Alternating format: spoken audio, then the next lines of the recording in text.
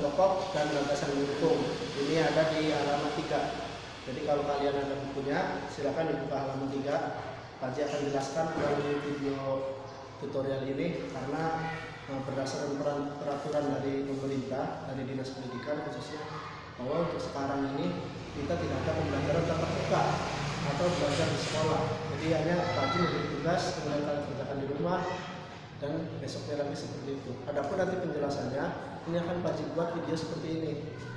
Jadi jangan lupa kalian pantau terus grup kelas 4 dan pada di situ ada video pembelajaran berikutnya. Baik, pertama kita akan belajar, dilihat semua bukunya halaman 3. Ada gagasan pokok dan gagasan pendukung.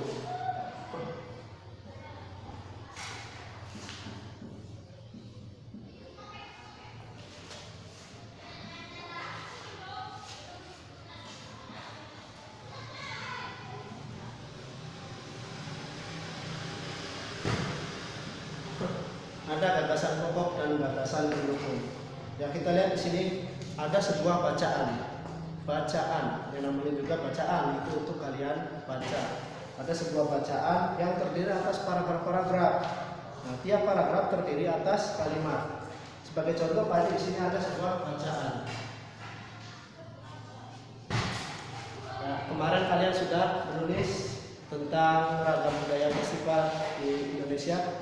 Kemudian di sini ada sebuah bacaan, contohnya adalah Festival Cina di Indonesia.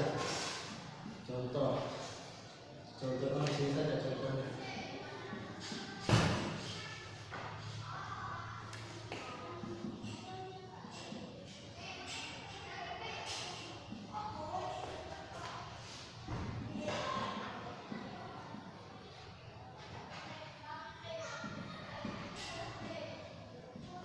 Ada sebuah bacaan, judulnya Festival Cinta Indonesia. Nah, dari bacaan ini terdiri atas beberapa paragraf. Bacaan terdiri dari paragraf.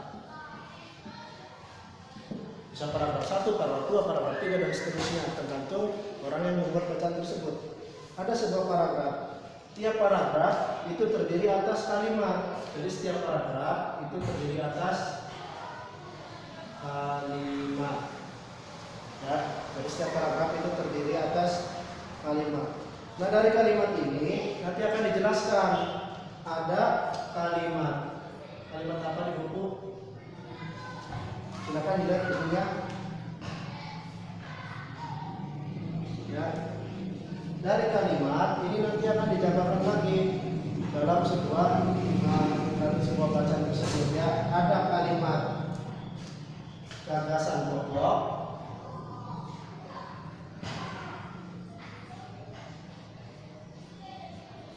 Ada gagasan pendukung.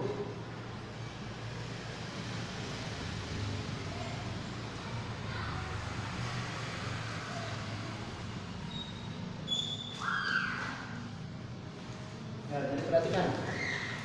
Sebuah bacaan sebagai contoh Festival Cinta Indonesia. Kalian lihat di buku, ini terdiri dari beberapa paragraf. Nah, dari paragraf tersebut terdiri beberapa kalimat. Jadi setiap satu paragraf, ya, tajuran dari awal, ada sebuah bacaan. Ini terdiri dari beberapa paragraf. Satu paragraf itu terdiri dari beberapa kalimat. Kalimat dalam satu paragraf itu ada yang merupakan gagasan pokok, ada yang merupakan gagasan pendukung. Apa itu gagasan pokok? Gagasan pokok adalah hal-hal yang akan dibicarakan, inti yang akan dibicarakan itu nanti dikembangkan oleh gagasan pendukung. Ya, sebagai contoh kita lihat di sini ada Asosiasi Wanita Indonesia di Montpellier atau AWIM, disingkatnya AWIM, di Paris, menggelar acara Festival Cinta Indonesia. Festival tersebut bertujuan untuk memperkenalkan dan mempromosikan budaya Indonesia kepada penduduk Montpellier. Festival tersebut dilaksanakan selama 2 hari, mulai 27 hingga 28 April 2019. Ini Pak disebut sebagai paragraf pertama. Kenapa paragraf pertama? Ya karena ini memiliki ada satu gagasan pokok, kemudian didukung oleh beberapa gagasan ya atau kalimat pendukung. Kita lihat di sini. Di sini yang dibicarakan apa? Pada paragraf pertama ini yang dibicarakan adalah rencana AWIN atau Asosiasi Wanita Indonesia Montpellier ya yang ada di Prancis ini akan menggelar sebuah festival cinta Indonesia. Ini akan dijelaskan ya. Ini merupakan gagasan pokok, ini inti yang akan dibicarakan. Kemudian setelah gagasan pokok ditemukan, baru dijelaskan bagaimana sih caranya, cara melaksanakan festival tersebut. Nah, festival tersebut ini bertujuan, itu namanya gagasan pendukung. Jadi gagasan pokok itu bisa berada di awal, bisa juga di akhir. Ya. Jadi gagasan pokok itu letaknya bisa di awal atau bisa di akhir. Sedangkan gagasan pendukung sama, bisa berada di awal, bisa juga berada di akhir. Kalau gagasan pokoknya berada di awal, hal yang akan dibicarakan taruhnya di depan. Ya. Setelah gagasan pokok baru dijelaskan di belakang, dijelaskan. Ya contoh yang mudah saja. Sekarang belajar di rumah. Pak Haji ambil contohnya gagasan pokok.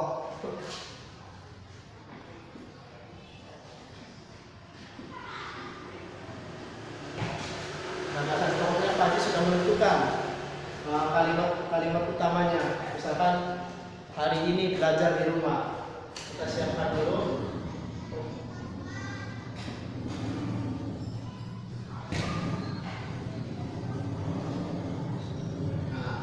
Ini gagasan pokoknya. Gagasan pokok hari ini belajar di rumah. Kemudian apa lagi gagasan pendukungnya? Gagasan pendukung. Kita siapkan lagi.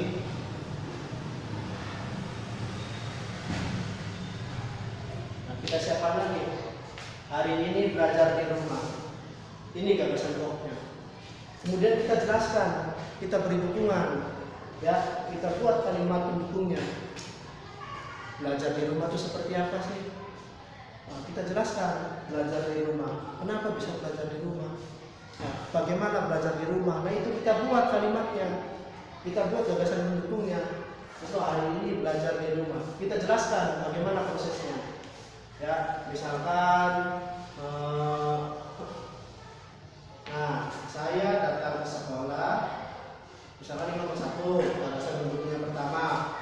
Saya datang ke sekolah untuk mengambil tugas.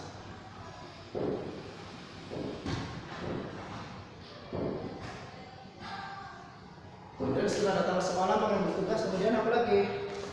Kita tulis nomor 2 di sini. Tugas yang diberikan Pak Haji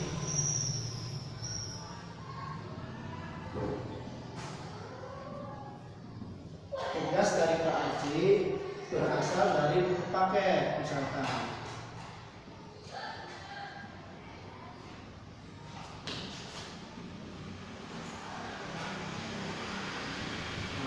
Pak, berapa kalimat pendukung? Ini Pak Haji contoh. Pak Haji contoh berikan 3 contoh untuk membuat gagasan pendukung atau kalimat pendukung.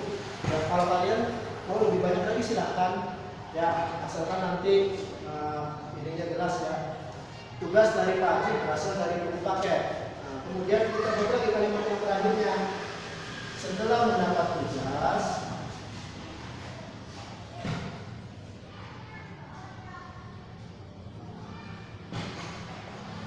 saya langsung mengerjakannya di rumah.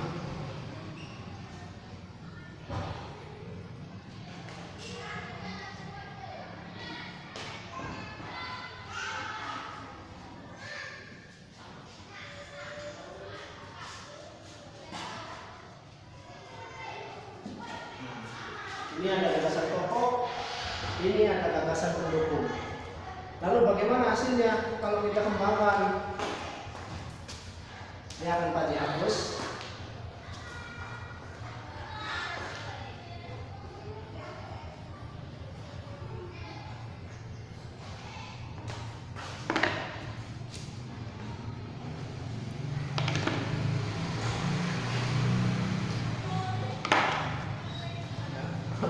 Lalu bagaimana kalau kita kembangkan hingga menjadi sebuah paragraf? Ini ada gagasan pokok.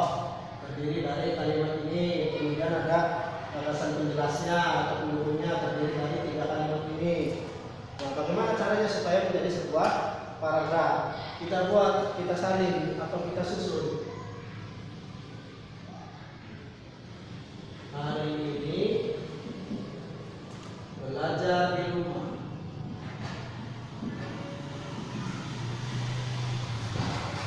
Hari ini belajar di rumah. Titik. Kemudian kita sambung dengan kalimat pendukungnya atau gagasan pendukungnya. Saya datang ke sekolah.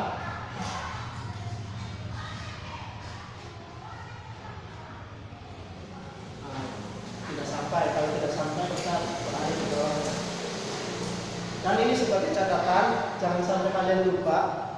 Dalam tulis paragraf itu untuk baris pertama itu agak masuk tulisannya.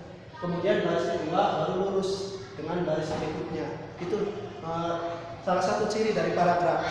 Jadi nanti kalau kalian ada soal dalam bacaan tersebut terdapat beberapa paragraf, berapakah jumlah paragraf? Nanti kalian akan hitung.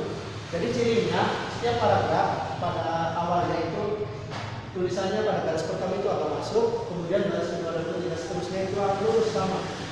Dan datang ke sekolah untuk mengambil tugas, dan untuknya kita agak kesana ya, untuk mengambil tugas.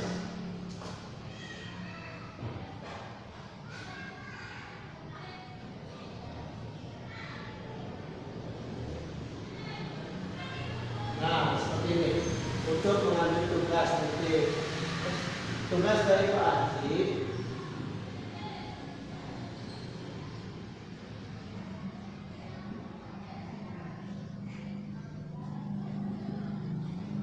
Berasal dari buku paket.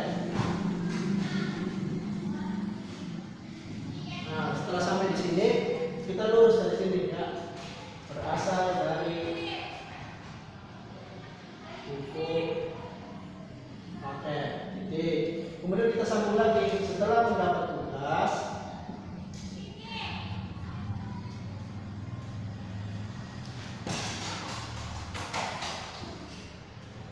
Saya langsung mengerjakannya di rumah.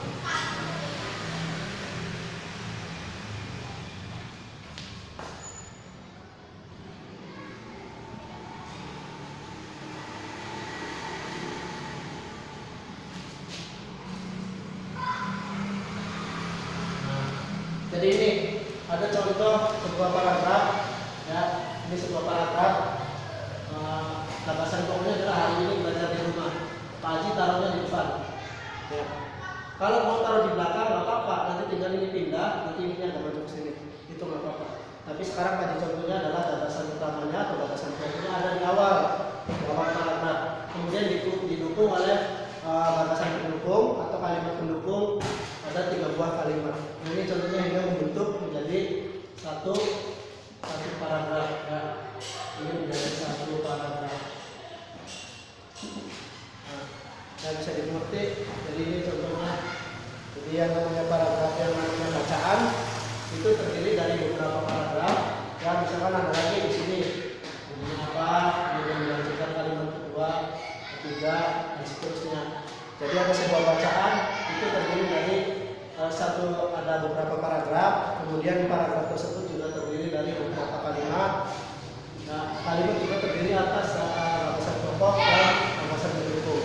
Ya, jadi seperti itu. Apabila ada pertanyaan, silakan bisa melalui kolom komentar atau bisa melalui WhatsApp. Demikian, terima kasih. Assalamualaikum warahmatullahi wabarakatuh.